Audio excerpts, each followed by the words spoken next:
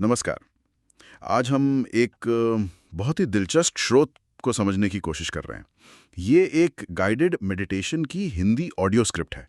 हमें ये मिली है और आज हम इसे ही परत दर परत खोलेंगे। देखेंगे कि ये कैसे काम करती है, इसमें क्या बातें हैं। तो आज का हमारा मिशन क्या है? इस स्क्रिप्ट में जो टेक्निक्स हैं, जो निर्देश हैं और खासकर वो जो पॉजिटिव बातें दोहराने को कही गई हैं, अफर्मेशंस, उनको थोड़ा बारीकी से समझना है। देखना है कि ये स्क्रिप्ट सुनने वाले को शांति और फोकस की तरफ कैसे ले जाती है। क्या ये वाकई काम करता है? चलिए पता लगाते हैं। स्क्रिप्ट की शुरुआत ही होती है तैयारी से। ये कहती है, कृपया मेरे शब्दों पर ध्यान दें और हेडफोन लगाकर बैठें। फिर सलाह है, एक शांत जगह चुनें जहां पर अपनी बॉडी को रिलैक्स और कंफर्टेबल रखकर आराम से बैठ जाइए। और हाँ, आंखें धीरे धीरे बंद करने और गहरी सांस लेने का भी निर्देश है। तो मतलब माहौल बनाना पहला स्टेप है। बिल्कुल। और ये जो तैयारी वाला हिस्सा है ना, ये सिर्फ ऐसे ही नहीं है। शांत जगह चुनना, आराम से बैठना, हेडफोन लगाना, ये सब असल में बाहरी दुनिया का जो शोर है, जो भटकाव है, उसे कम करने का तरीका है। सोचिए ना, अगर आप कहीं शोर शराबे में ध्यान करने बैठें तो मन कहाँ टिकेगा। ये शुरुआती तैयारी एक तरह से मन को सिग्नल देती है कि भाई अब बाहर से हटकर अंदर देखना है। ये कह सकते हैं कि मानसिक शांति के लिए एक बेस तैयार करने जैसा है। हाँ, ये बात तो है। सही माहौल तो चाहिए ही। अच्छा, तो इस तैयारी के बाद स्क्रिप्ट सीधे आती है मुद्दे पर। सांस पर ध्यान। इसमें साफ लिखा है, अपना ध्यान सांस पर बनाए रखें। सांस को महसूस कीजिए। एक सांस अंदर आ रही है और एक सांस बाहर जा रही है। ये सिलसिला लगातार चल रहा है। ये तो खैर ध्यान की बहुत सी विधियों में होता है ना? हाँ बिल्कुल। सांस पर ध्यान लगाना ये मेडिटेशन की कई ट्रेडिशंस में आप कह सकते हैं एक फंडामेंटल टेक्निक है। और इसका कारण भी है। हमारी सांस ही है जो हमेशा 24 घंटे हमारे साथ है और हमेशा अभी में है, प्रेजेंट में।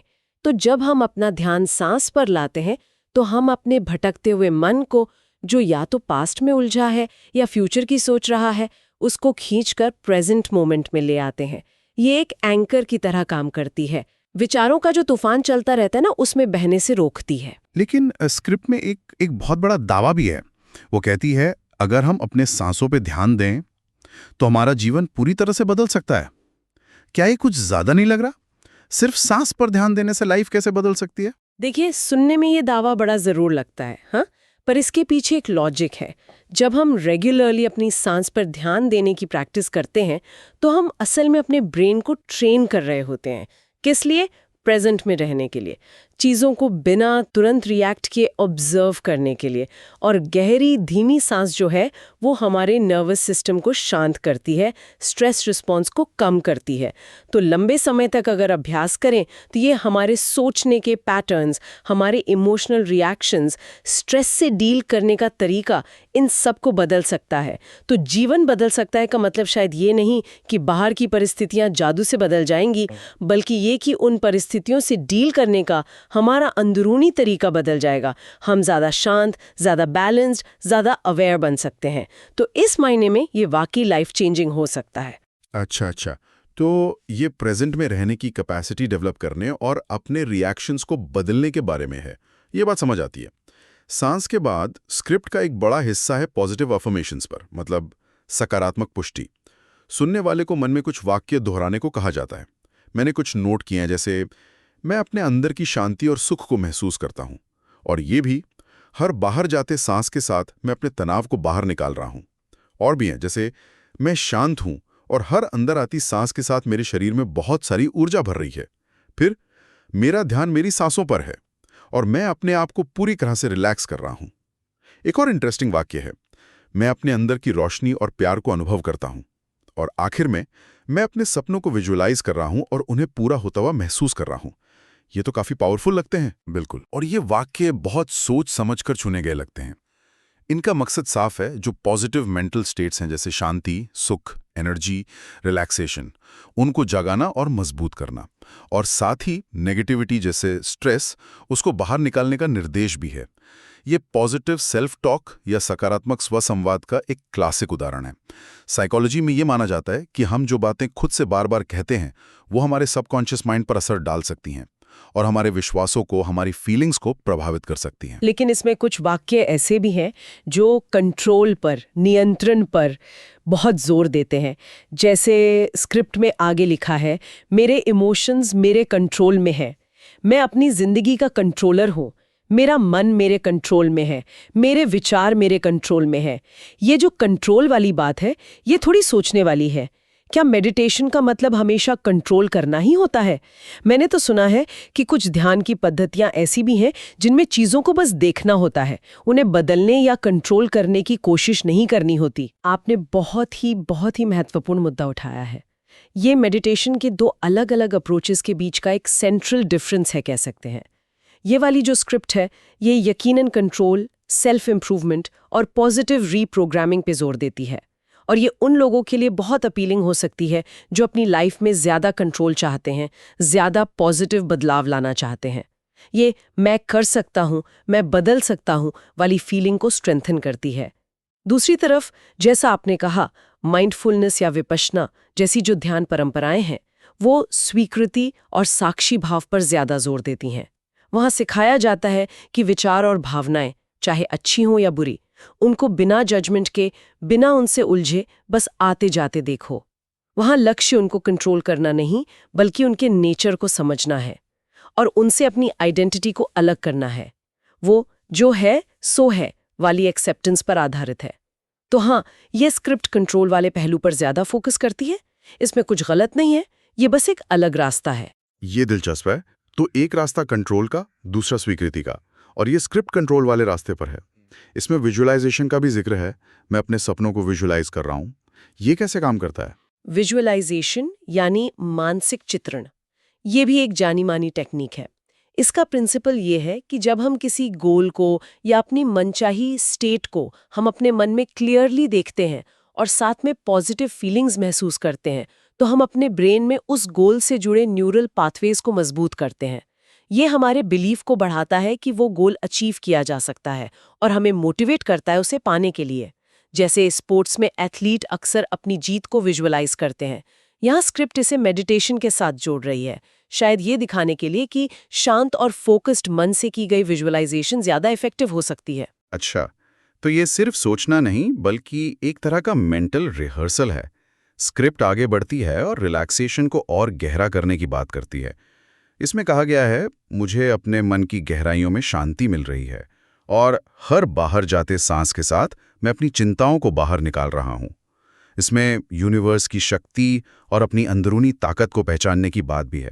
ये बातें थोड़ी एब्स्ट्रैक्ट सी लगती हैं। हाँ, ये निर्देश जो हैं, ये रिलैक्सेशन को फिजिकल लेवल से उठाकर एक गहरे मेंटल और इमोशनल लेवल पर ले जाने की कोशिश करते हैं।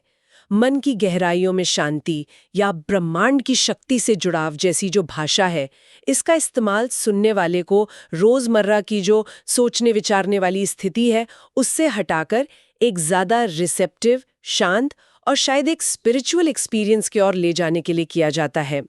इसका लक्ष्य सिर्फ स्ट्रेस कम करना नहीं, बल्कि एक इनर कनेक्शन, एम्पावरमेंट और शांति की गहरी भावना पैदा करना है। ये एक तरह से सबकॉन्शियस माइंड के जो पॉजिटिव रिसोर्सेज हैं, जैसे शांति, शक्ति, प्यार, उन तक पहुंचने का इन्विटेशन है। भाषा यहाँ सिंबॉलिक हो सकती है, पर उद्देश्य एक गहरा आंतरिक अनुभव कराना है। मतलब ये सिर्फ रिलैक्स होने से कुछ ज्यादा है, एक अंदरूनी बदलाव की कोशिश। फिर जब मेडिटेशन का टाइम खत्म होने वाला होता है, तो स्क्रिप्ट धीरे धीरे वापस नॉर्मल स्टेट में लाती है।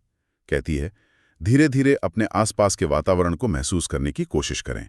एक गहरी सांस लें और अपने हाथों को धीरे धीरे अपनी आंखों के पास ले जाएं। अपनी उंगलियों को आंखों और ललाट पर फिराइए और धीरे धीरे आंखें खोलिए। और आखिर में यह एहसास दिलाने की कोशिश है कि व्यक्ति अब पहले से बेहतर, ज्यादा सकारात्मक और ज्यादा ताकतवर है। ये जो वापसी की प्रक्रिया है, ये भी काफी सोच समझकर बनाई गई लगती है। बिल्कुल बिल्कुल।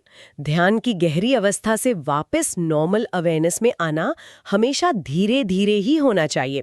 एकदम से आंखें खोलकर उठ जाना थोड़ा जर्क जैसा लग सकता है, जैसे गहरी नींद से अचानक कोई जगा दे। इसलिए ये जो क्रमिक प्रक्रिया है, पहले आसपास की आवाजें या हवा महसूस करना, फिर फिजिकल टच, हाथों को आंखों पर ले जाना, और फिर धीरे धीरे आंखें खोलना, ये ट्रांजिशन को बहुत स्मूथ बनाती है। और अंत में वो पॉजिटिव वाक्य, पहले से बेहतर, उस पूरे एक्सपीरियंस को एक पॉजिटिव नोट पर खत्म करता है, जो ध्यान के बाद भी शायद बना रहे। ये उस कंट्रोल और पॉजिटिविटी वाली थीम को भी कंफर्म करता है जो पूरी स्क्रिप्ट में है। और स्क्रिप्ट में एक और बात पर जोर है, रेगुलर प्रैक्टिस। इसमें कहा गया है, इस मेडिटेशन वीडियो को हर रोज तब सुने जब आपके पास समय हो। हाँ, चाहे सुबह हो, दोपहर, शाम या रात, किसी भी समय। हाँ, और ये शायद सबसे ज़रूरी सलाहों में से एक है। किसी भी स्किल की तरह मेडिटेशन के फायदे भी लगातार अभ्यास से ही मिलते हैं। एक बार ध्यान करने से शायद थोड़ी देर के लिए अच्छा लगे, लेकिन रेगुलर प्रैक्टिस से ही हमारे ब्रेन के न्यूरल पाथवेज में स्थायी बदलाव आते हैं। इसे न्यूरोप्लास्टिसिटी कहते हैं। हमारा ब्रेन प्रैक्टिस के साथ बदल सकता है। रेगुलर मेडिटेशन से स्ट्रेस के प्रति हमारा रिएक्शन बदल सकता है, हमारी एकाग्रता सुधर सकती है, इमोशनल बैलेंस बेहतर हो सकता है। ये बिल्कुल वैसा ही है जैसे रोज एक्सरसाइज करने से बॉडी स्ट्रांग होती है, रोज ध्यान करने से मन स्ट्रांग और शांत होता है। ये मेंटल हेल्थ के लिए एक इन्वेस्टमेंट जैसा है। सही का, कंसिस्टेंसी तो हर चीज में जरूरी है। तो अगर हम पूरी बात को समेटें तो हमने देखा कि ये गाइडेड मेडिटेशन स्क्रिप्ट एक बहुत ही सिस्टमैटिक तरीका अपनाती है। पहले माहौल बनाना, फिर सांस पर फोकस, फिर पॉजिटिव एफर्मेशंस और विजुअलाइजेशन का इस्तेमाल, रिलैक्सेशन को गहरा करना और आखिर में धीरे धीरे वापस लौटना। और इसका साफ मकसद लगता है सुनने वाले में शांति, फोकस, पॉजिटिविटी और अपने ऊपर कंट्रोल की भावना को बढ़ाना। स्क्रिप्ट है, लेकिन हमारी इस पूरी बातचीत से जो एक बड़ा सवाल उठता है वो वही है, कंट्रोल वर्सेस एक्सेप्टेंस। ये स्क्रिप्ट बहुत जोर देकर कहती है, मेरे विचार मेरे कंट्रोल में है, मेरा मन मेरे कंट्रोल में है, मैं अपनी जिंदगी का कंट्रोलर हूं। ये सुनने में बहुत एम्पावरिंग लग सकता है, खासकर उन लोगों को जो लाइफ में हेल्पलेस फील करते हैं। लेकिन मेडिटेशन का एक दूसरा पहलू भी है जो कहता है कि विचारों और भावनाओं को कंट्रोल करने की कोशिश ही कई बार स्ट्रेस का कारण बन जाती है।